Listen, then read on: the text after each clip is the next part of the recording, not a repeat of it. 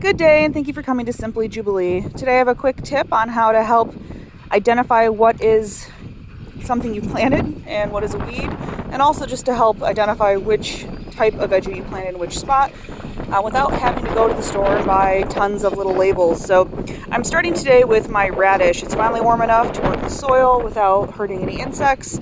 I have watermelon radish, I have purple plum radish, and I'm going to plant a cross that I've bred of cherry and icicle radish as well.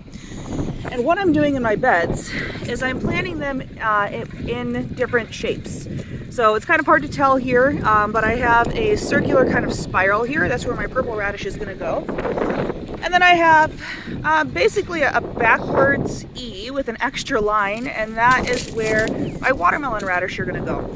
So when these come up, they're going to be in really specific shapes. So not only will I know which radish is which, but it'll also be really easy to tell what is radish and what is weed, because when these are really little, it can be really, really hard to tell what this is and what that is.